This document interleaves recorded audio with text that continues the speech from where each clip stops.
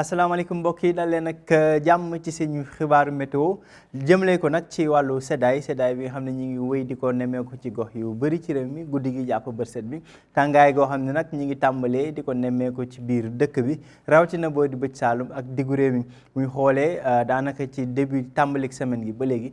xeetu tàng boobu moo fi am muy seddaay ci guddi gi jàpp bërset bi waaye itam tàngaay ci bërset ci diggu bëccëg gi rawatina boo di bëj Saalum ak diggu dëkk bi bu ñu jàllee ci leeral xibaar yooyu la tàmbale ko ci suñu animation satellite dañuy gis que ni niir yi du ko asamaan si du ko tax a bëri niir dana am tuuti niir nag yuy doxantu ci yenn gox réew mi rawati boori bëj gànnaar loolee sax dinañ ko gis ci suñu prévision guddik tey dana am ay niir yuy doxantu ci boori bëj gànnaar jàpp boori sow maanaam boori ndakaaru ak bëj Saalum asamaan si nag dana leer bu baax ci diggu réew mi rawatina boori Fatick Kaolack ak Kaffrine température yi dana dalee ci fukki degré ak ñeent niñ ko faral di gisee ci semaine bi yëpp ca boori Linguère jëm ba fukki degré juróom benn ba juróom-ñaar ci boori bëj gànnaar ak boori Casamance dana yëg tuuti nag jëm ba ci fukki degré juróom-ñeent diggante Ndakaaru Mbuur jëm ba boori Diourbel ak Kaffrine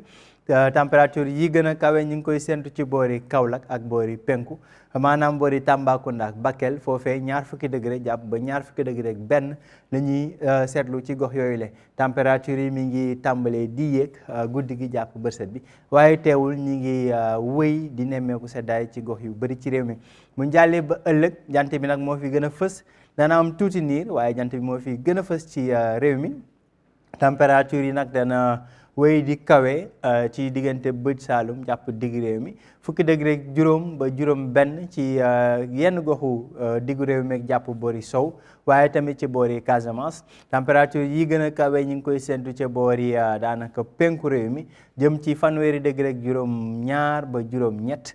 diggante Tambacounda Kédougou jàpp nag boori Kolda waaye tamit ci diggu réew mi maanaam boori Diourbel ak Kaffrine température bi gën a néew mbokk yi ñu ngi koy wéy di nemmeeku ca Ndakaaru ñaar fukki degré ak juróom mbokk yi ci tënk rek tàng bi niñ ko seetloo ci semaine bi weesu ba léegi nii muy seddaay goo xam ne ñu ngi koy nemmeeku diggante guddi gi jàpp boori bërset bi ci gox yu bëri ci réew mi waaye diggu bëccëg mi nag dana tàng rawatina biir dëkk bi foofee nga xam ne température yi dana dem ba ci fanweeri juróom-ñett Ndakaaru nag ni ngeen ko gisee daanaka tàng bu neex lay doon tàngaay bi du ko tax a fës température bi dana des ci ñaar fukki degré ak juróom jox leen dig daje mbokk yi ba ëllëg ci yeneen xibaaru météo ngeen jërë ngeen jëf